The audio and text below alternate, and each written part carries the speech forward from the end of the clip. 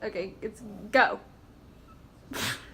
Hi, I'm Todd. I'm the CEO of VictorOps, and I'm going to go over the 5 things I wish somebody would have told me before I started my startups. Number 1, solve a real problem. I can't tell you how many times I talk to people who don't solve a real problem with their company, and while I think I've been pretty successful in my career solving real problems, I've been better at it later in my career. And I think a lot of times it comes from being an engineer at heart, is you try to build cool things, but you don't necessarily solve somebody's real problem. Fortunately with VictorOps, we do solve people's real problems. It's key, number 1 key to starting a successful company. Number 2, look for an obvious market wave. My previous 2 companies had market waves, and what I mean by market wave, let me back up a little bit, is there's something happening in the external world that will propel your company independent of you being awesome yourself. And like examples of market waves are, mobile phone adoption, right? Or smartphone adoption.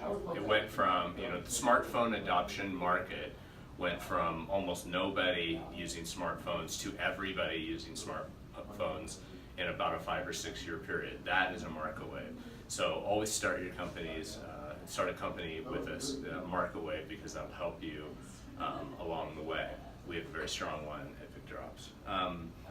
Number 3, make sure you have great partners to start a company with you. I have had previous companies where I didn't know the partner very well and turned out to be a great person, but it's hard enough to start a company. It's impossible to start one by yourself, I believe, and it's hard enough to start it when you have friends or people you've worked with before. It's nearly a train wreck to start it with somebody you don't know before you start the company.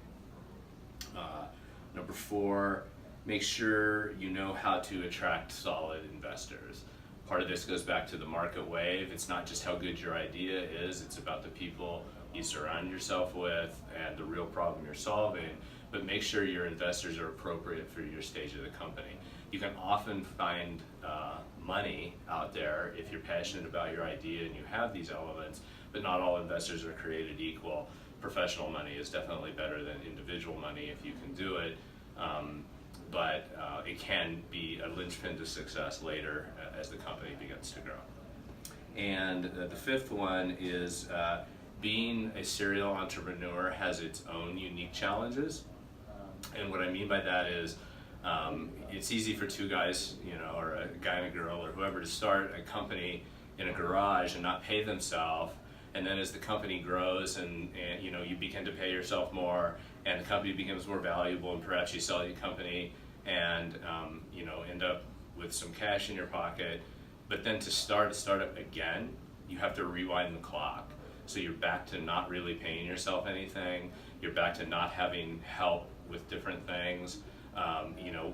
Every person in the company does 10 different jobs at the beginning. At the end of a company, everyone's very specialized in doing a job. So they're very different animals, and it's very hard to rewind and do it as I have 3 times, because it's just a completely different mindset. And those are the 5 things that I wish somebody would have told me before I started my companies, but I learned along the way.